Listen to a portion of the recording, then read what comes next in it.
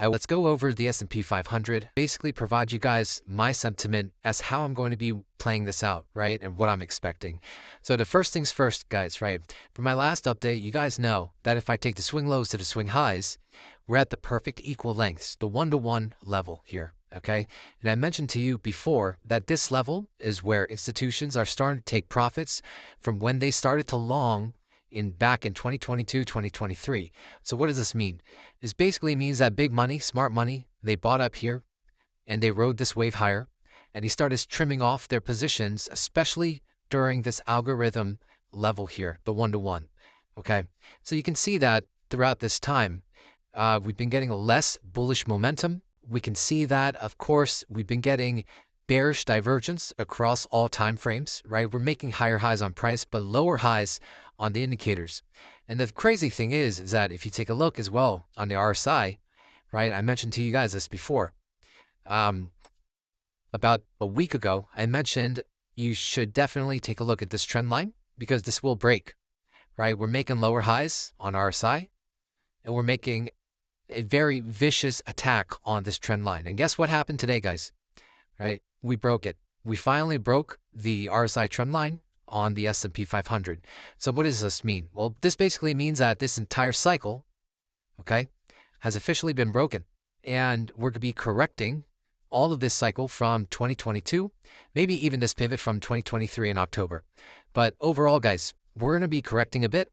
And in my opinion, right, there's a chance that we could come down quite significantly, right? From the tops here all the way down to possibly 11%, down to an extra 17 to 21%, right? So what I'm looking at is here as well as here. This is what smart money's trying to do, right? Smart money, basically, they accumulated cash, and now they're slowly going to be entering positions throughout this dip, right? They have a lot of money sitting right here between the lines.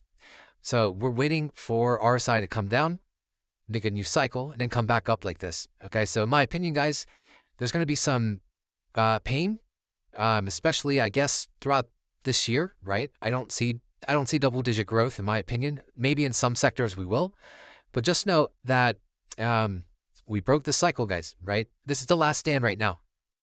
We have this trend line. That's the last stand, okay? But it's not looking pretty.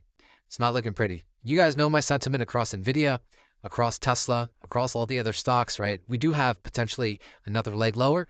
And if we continue to fall here on S&P 500, there's not too much support here, unless there's a 10 to 20% drop. In my opinion, that's pretty healthy, guys, right? We've been overvalued for quite some time, right? We've been concentrated a lot into only 7 stocks in the S&P 500 that made up, more than 40, 50% of the entire market cap.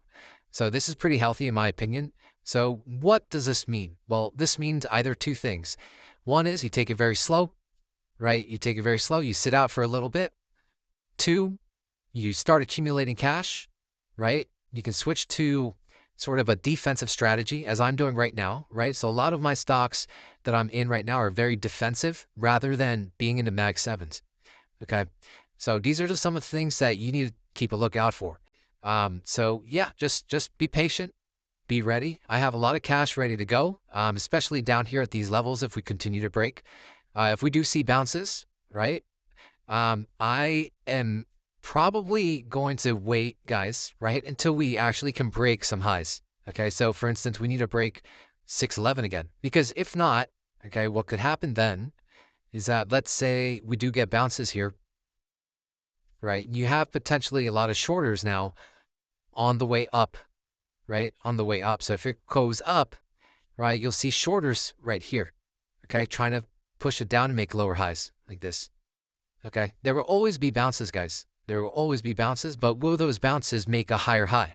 That's the question, right? So until then, guys, if I don't see a beautiful uptrend on the S&P 500, there's no point for me to try to catch the falling knife, right? I'm waiting patiently.